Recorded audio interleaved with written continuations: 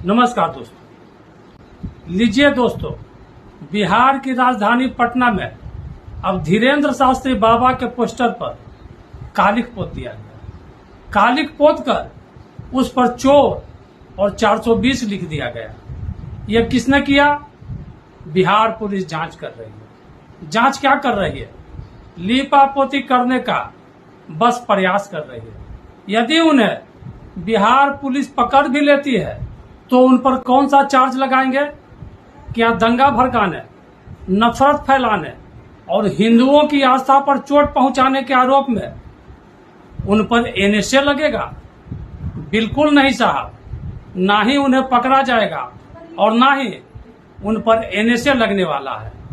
बाबा के पोस्टर पर कालिख पोतने वाला या तो आरजेडी का कार्यकर्ता होगा या फिर शांति दूत के लोग होंगे, और इन दोनों में से कोई हुआ तो उन्हें पकड़ने में बिहार पुलिस के हाथ पांव फूल जाएंगे। आखिर हिंदू आस्था की बात है साहब, किसे फिक्र है? यदि कोई पीएफआई का जलसा होता और ऐसी घटना घट गई होती तो भाई साहब, ये तेजस्वी यादव, ये नीतीश कुमार, ये सेकुलर पार्टियां पूरे हिंदुस्तान सर पर उठा लिए होते।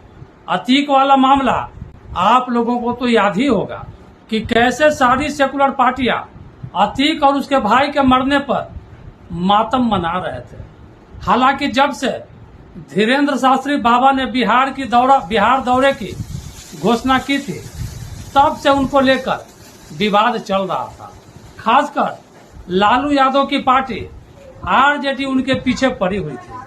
आरजेडी के बड़े छोटे सभी नेता बाबा के खिलाफ काफी मुखर थे। इन लोगों ने बाबा के खिलाफ भद्दे भद्दे अपशब्द बोले।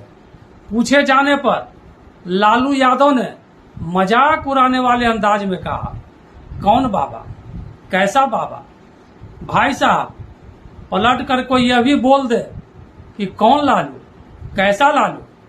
अरे भाई, वही चारा चोर लालू। फिर कैसा लगेगा? जिनके घर शीशे के हों उन्हें दूसरों के घर पर पत्थर नहीं फेंकना चाहिए।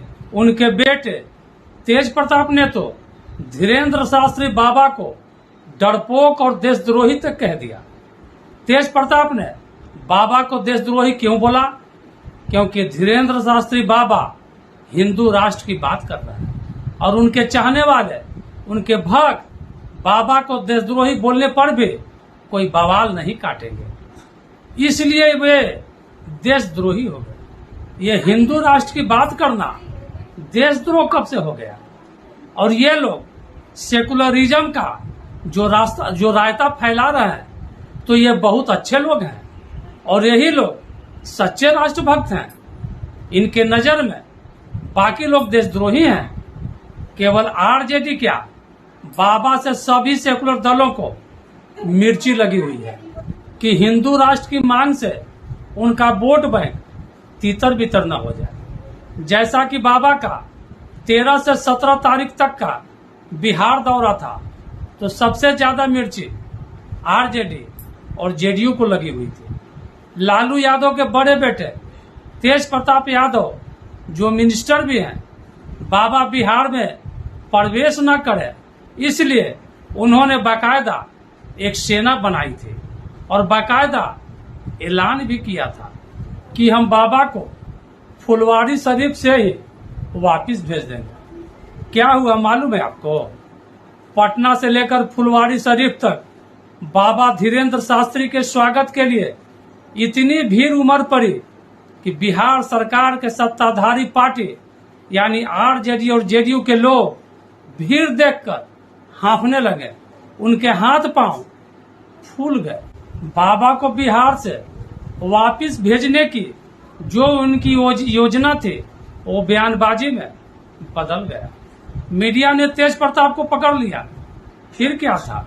तेज प्रताप झुंझला गए, कहने लगे, हम किसी आबा बाबा ढाबा को नहीं जानते, हम सिर्फ देवराहा बाबा को जानते हैं। उन्हीं के आशीर्वाद से हमारा जन्म हुआ है। बाबा, बाबा कौन बाबा? किस बाबा के बारे में बात कर रहे हैं? असली बाबा जो हैं वो देवराहा बाबा थे। देवराहा बाबा जैसे कोई बाबा नहीं हुए। वो 400 साल जिंदा रहे देवराहा बाबा, इसलिए देवराहा बाबा को हम लोग मानते हैं। उन्हीं के आशीर्वाद से हमारा जन्म हुआ। चलो मान भी लिया कि देवराहा बाबा के आशीर्वाद से तुम्हारा जन्म हुआ, तो क्या हुआ? तुम्हारा जन्म लेने से बिहार और देश भर में दूध दही की नदियां बहने लगी। क्या तुम्हारे जन्म ले लेने से चीन और पाकिस्तान थर थर कांपने लगे थे? 35 वर्षों से बिहार में तुम ही लोगों का तो शासन रहा है, तो क्या हुआ? बिहार लंदन, अमेरिका या जापान बन गया? आरजेडी वालों, एक राज्य की बात बताता हूँ, किसी को बताना मत। ये जिनकी वोटों को हासिल करने के लिए तुम लोगों ने जो धीरेन्द्र शास्त्री बाबा का विरोध करना शुरू किया है ना, वही वोटर उत्तर प्रदेश में समाजवादी पार्टी से छिटकने लगा है। आया समझ में? कुछ नहीं, बस ऐसे ही आगाह कर रहा हूँ। पिछले विधानसभा चुनाव में ओवैसी भी तो तुम लोगों को जबरदस्त झटका देकर चला गया था। एक बात और बताऊं, ये जो कर्नाटक में कांग्रेस पार्टी की प्रचंड जीत हुई है ना, उससे बिहार के मुख्यमंत्री नीतीश कुमार काफी डरे हुए हैं। विपक्षी एकता और उनकी भारत के प्रधानमंत्री बनने की मुहिम पर कांग्रेस पार्टी ने हाइड्रोलिक ब्रेक लगा दिया। हाइड्रोलिक ब्रेक समझते हैं ना भाई, पावर ब्रेक। तेजस्वी यादव ने तो बिहार की जनता को 10 लाख सरकारी नौकरी देने का वादा किया था और नीतीश कुमार ने 20 लाख नौकरी देने का वादा किया था। दिया तो नहीं, पर ये लोग जुमलेबाज मोदी जी को बताते हैं। पर धीरेन्द्र शास्त्री बाबा ने अपने 5 दिनों के बिहार दौरे में हजारों लोगों को रोजगार दे दिया। आप पूछेंगे वो कैसे? भाई, इन 5 दिवसीय दौरे में लगभग 50 से 60 लाख लोगों की पटना में भीड़ जुटी। उससे बस वाले, टैक्सी वाले, टेम्पो वाले, ठेले वाले, रिक्शे वाले, खुमचे वाले, गुमटी वाले, होटल वाले, चना वाले, सत्तू वाले, पान वाले, मिठाई वाले, भूंजा वाले, इन सभी को जबरदस्त रोजगार मिला। इन 5 दिनों में इन लोगों ने अच्छी खासी कमाई कर ली। पर नीतीश और तेजस्वी ने इनको रोजगार और नौकरी तो नहीं दिया। हाँ, सिर्फ जुमले जरूर दिए। बाबा के इस दौरे से आरजेडी और नीतीश कुमार को छोड़कर पूरा बिहार वासी खुश है। रिपोर्ट है कि पूरे बिहार से बाबा की कथा में प्रतिदिन 10 लाख से ज्यादा लोगों की भीड़ उमड़ रही थी। इस भीड़ को देखकर बिहार के सत्ता में बैठे लोग घबरा गए और उलूल जुलूल बयान देने लगे। आज की तारीख में बिहार के किसी भी नेता में इतनी काबिलियत है क्या, जिनकी एक आवाज पर 50 से 60 लाख लोगों की भीड़ इकट्ठी हो जाए? जब लालू यादव की राजनीति पीक पर थी, उस समय भी यह संभव नहीं था। ये बात सभी को मालूम है कि राजनीतिक दलों के लोग कैसे पैसे के बल पर भीड़ इकट्ठा करते हैं और बसों में ठूस ठूस कर लोगों को रैली में ले जाते हैं।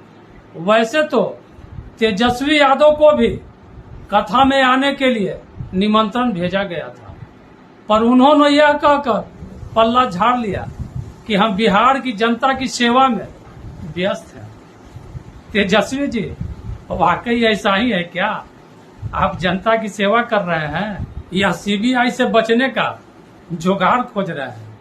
जिस तरह आरजेडी के कुनबे के द्वारा बाबा धीरेन्द्र शास्त्री को 420 चोर, डरपोक और देशद्रोही बोला गया और पूरे कॉन्फिडेंस के साथ बोला गया, दरअसल वो एक खास वर्ग को यह दिखाना था कि देखो, भले ही लोग हिंदू राष्ट्र की मांग कर रहे हैं, पर आरजेडी उनका पुरजोर विरोध कर रही है।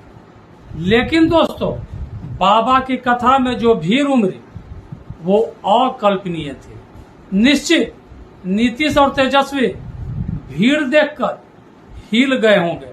वे लोग सोच रहे होंगे कि बड़े जतन से हम लोगों ने बिहार को जाति पाति में बांट रखा था, लेकिन बाबा ने एक ही झटके में बिहारियों के जातीय बंधन तोड़ कर निकल गए।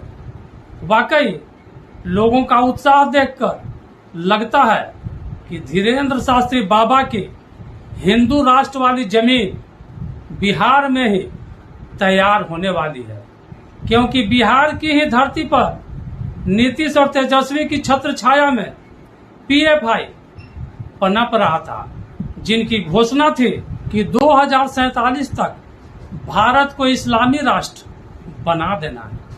उन लोगों से यानी इस्लामी राष्ट्र बनाने वालों से इन लोगों को यानी सेकुलर जमात को कोई परेशानी नहीं। वे देशद्रोही नहीं हैं, वे इन लोगों की नजर में परम राष्ट्रभक्त हैं, क्योंकि उनका एक मुश्त वोट जो इन लोगों की पार्टियों को मिलता है, लेकिन हिंदू राष्ट्र की मांग करने वाले इनकी नजर में देशद्रोही हैं, चोर हैं, डरपोक हैं और 420 हैं। बताइए, आप लोग भी सोचिएगा जरूर।